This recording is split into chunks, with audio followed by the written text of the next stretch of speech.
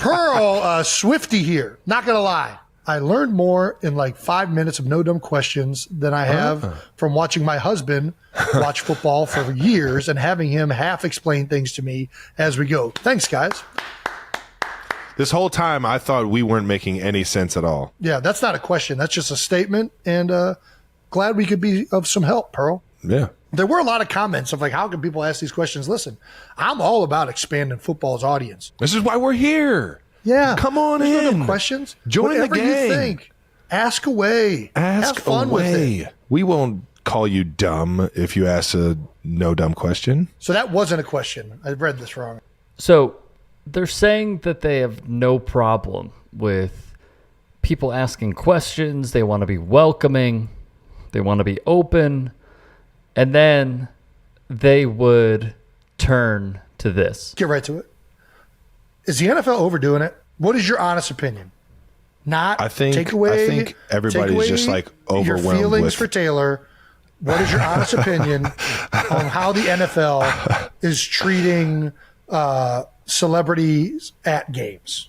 I think it's fun when they show who all is at the game. You know, I think it brings a little bit more to the atmosphere, brings a little bit more to what you're watching. But at the same time, I think they're overdoing it. They're overdoing it a little bit for sure, especially my situation. Right. I think they're just trying to have fun with it, and a lot of the people watching. Go ahead, let's hear it. I just think the NFL is not used to celebrities coming to the games. Like basketball has it figured out. They're all courtside. They're sitting there. They show them once or twice, and then they get back to the game. NFL is like, oh, look at all these A-list celebrities in the game. Keep showing them, show them. Dude, listen. You show them once, let them know that they're there. Maybe after a touchdown, you get a little clip, but you can't be overboard with it. Yeah. People are there to watch the game, right? Yeah, they're not there to get thrown on TV. I'll tell you what, though, it is because you never know. You get caught, just throwing a big old cheeseburger in, and you look like an idiot. You know what I mean? Like there's certain things that you just don't want to be on TV at all time. Well, it was a lot. Not only was it a lot of the celebrities, but dude, how many? So wisely, they say not everyone wants to be on all the time. Now, I'm going to go over many different variables inside of this equation. First, we saw this from the National Football League. They put up 3 pictures of Taylor Swift on their Twitter. Didn't stop there, though. After putting her up on their Twitter, they put, you see in the bottom left, Chiefs are 2-0 as Swifties. That's on their Instagram to 28.4 million followers. On top of this, the NFL had a giveaway for Chiefs Jets at MetLife, which featured friendship bracelets. The NFL, though, heard what the Kelce said, and they released this statement defending themselves. The Taylor Swift and Travis Kelce news has been a pop cultural moment we've leaned into in real time, as it's an intersection of sport and entertainment, and we've seen an incredible amount of positivity around the sport. Front Office Sports would note the cutaways, the commercials, which I'm going to touch on in a second, mainly of Taylor Swift, the commercials for Travis Kelce, Patrick Mahomes, Andy Reid and his Nuggies, blah, blah, blah. This is a really important piece from Andrew Marchand, who is a media reporter for the New York Post. He reported ESPN and NBC acquiesced to the request and showed promos for Swift's movie during the content portion of their pregame shows. ESPN played the Swift movie promos for her concert. NBC's free promo was on its pregame show. So what we are seeing in real time is the NFL bending over backwards to continue to placate to what their newfound audience really desires. Some have also speculated that this is a play to get Taylor Swift to do halftime Super Bowl shows in the near future, though, of course, we've seen Dr. Dre, Snoop Dogg, we're going to have Usher, as Jay-Z has signed on to run those halftime shows and also some pregame shows. Look, the numbers lay bare. Viewership is up. Viewership is also up in a category that the NFL has struggled to attract for many, many years, and that is the younger female demographic. The numbers were very high, but they saw an 8% increase in females aged 12 to 17. On top of this, Chiefs Jets was the most watched Sunday show since Super Bowl 57. Taylor Swift is an entity of herself, though this is also really interesting, and why it will show you the NFL is continuing over and over again to show Taylor Swift on their broadcasts.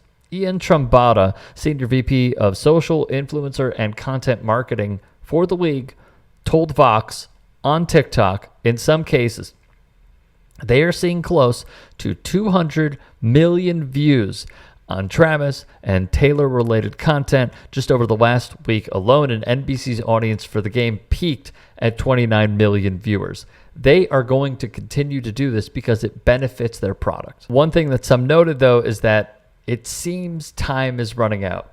As of this recording, it's October 5th.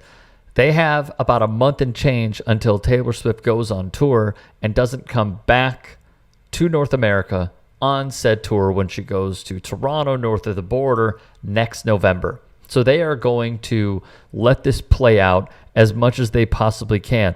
For Travis Kelce, the additions are real. He gained over 1 million followers just because of the duo that they have made. And his social media game is strong. On top of this, he gained more followers on IG this week than the NFL's top 100 players combined. Again, the Taylor effect is real. Even more so, his jersey sales, according to Fanatics, was one of the top 5 for the NFL. He saw a nearly 400% spike in sales. Please take this into account. This is unheard of. Unheard of. Yet there are a few things that's holding the NFL back, as we do know and as we have covered many times over. That is via Deadspin's Karan J. Phillips. Let me mute this right here.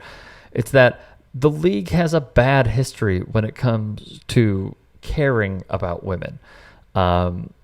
This is a league, as Phillips writes, that fined running back D'Angelo Williams almost $6,000 because he wore a Find the Cure eye black after the NFL knew he lost his mother and family members to breast cancer. This is a league that's never had a majority female owner, GM, or team president. Few women working on coaching staffs, may not allow one to be a coordinator or head coach. So we have a treacherous history with a league that really wants to show that they care about women, but they haven't many times over. And the final nail in the coffin here is that the league is being investigated by New York Attorney General Letitia James and California Attorney General Rob Bonta as they issued subpoenas in both states due to allegations of hostile workplace discrimination at the NFL for racial stuff, age bias, and sexual harassment. So how do I see this playing out? The NFL knows where its bread is buttered. We have seen with the price gouging across America that billionaires and those who control those entities want more. They will always strive for more. So they will continue to show Taylor Swift on broadcast. Good or bad thing, that's up to you guys. Travis Kelce saying they're overdoing it. Granted, that was the question that was framed by his brother to him. He admitted that he thinks so. But for the NFL, they have told you right now, this is a sport and pop cultural moment, as they have said. So what are they going to do? Double, triple, quadruple down over and over and over again. They will fly her out. They will give her the best box. They will run her promos because they know that her entity is real. And if they can continue to expose that entity and grab that new audience, they will do so at every turn.